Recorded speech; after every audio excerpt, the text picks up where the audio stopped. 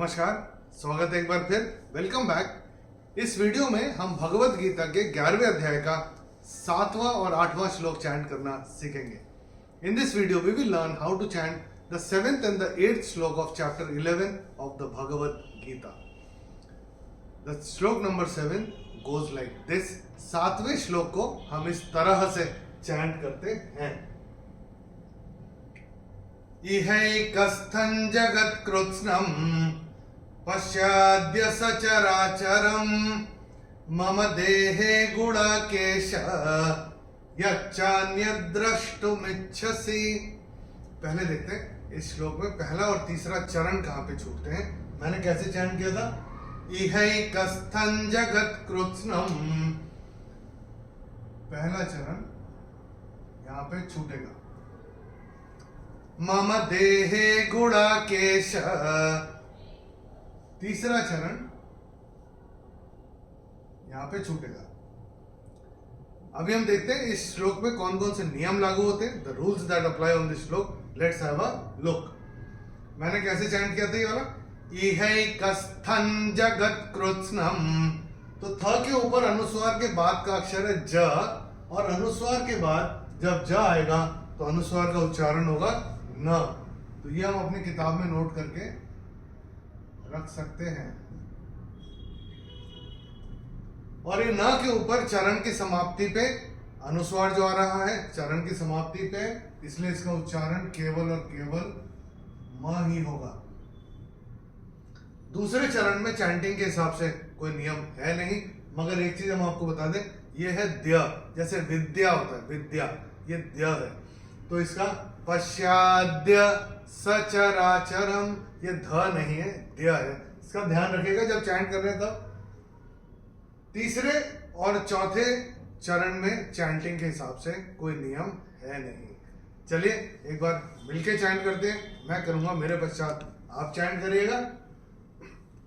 इहैकस्थं जगत्कृत्स्नं, इहैकस्थं जगत्कृत्स्नं पश्याद्य सचराचरं, पश्याद्य सचराचरं मम देहे गुणाकेश, मम देहे गुडाकेश यच्चान्यद्द्रष्टुमिच्छसि, यच्चान्यद्द्रष्टुमिच्छसि। ये हमको जो एक शब्द दिखाई दे रहा है इसमें काफी सारे जोड़ाक्षर हैं, संयुक्त अक्षर बहुत सारे हैं। यहाँ पे एक च आधा है, यहाँ पे ना आधा है, द आधा है, फिर यहाँ पे च आधा है, और ये सारे हमारे कान में पढ़ने चाहिए। यच्चान्यद्द्रष्टुमिच्छसि, ऐसे करके ये आएगा। चलिए 8वां श्लोक देखते हैं। पहले मैं आपको चैंट करके बताता हूँ। Let me chant it for you first. न तु मां शक्यसे द्रष्टुम् अनेनैव स्वचक्षुषा दिव्यं ददामि ते चक्षुः पश्य मे योगमैश्वरम्। पहले देखते हैं पहला और तीसरा चरण कहाँ पे छूटते हैं इस श्लोक में। मैंने कैसे चैंट किया था? न तु मां शक्यसे द्रष्टुम्। अभी आपके किताब में द्रष्टुम ने नैव, ये एक शब्द दिखाई दे रहा है। मैंने चैंट कैसे किया? अब ये जो म है मैंने चैंट किया द्रष्टुम। अब ये जो म है इसका कंस्ट्रक्ट कैसा है? म हलंत प्लस अ। तो ये म हलंत पे ये यहां पे चरण छूट जाएगा। न तु मां शक्यसे द्रष्टुम, ये यहाँ पे चरण छूट गया। अब ये जो अ बचा ये यहाँ पे आ जाएगा दूसरे चरण की शुरुआत में। अनेनैव स्वचक्षुषा, अनेनैव स्वचक्षुषा, ये ऐसे करके आएगा। तीसरे चरण को मैंने कैसे चैंट किया था?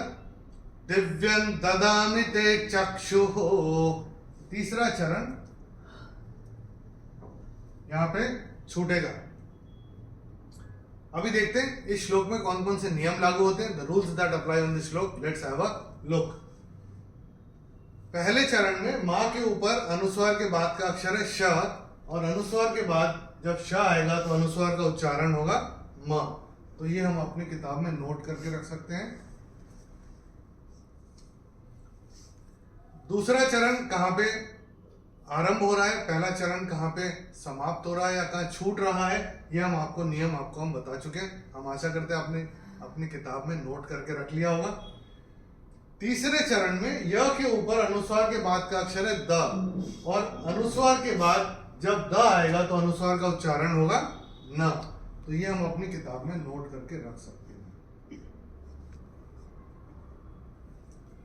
और ये चरण की समाप्ति पे जो विसर्ग आ रहा है उसका उच्चारण केवल और केवल ह होगा। चूंकि ऊ की मात्रा के साथ आ रहा है तो हु होगा।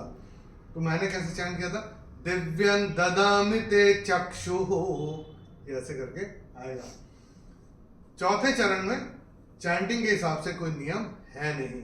चलिए एक बार मिलके चैंट करते हैं। मैं करूंगा, मेरे पश्चात आप चैंट करिएगा। न तो माम शक्यसे द्रष्टुम, न तु मां शक्यसे द्रष्टुम् अनेनैव स्वचक्षुषा, अनेनैव स्वचक्षुषा दिव्यं ददामि ते चक्षुः, दिव्यं ददामि ते चक्षुः पश्य मे योगमैश्वरम्।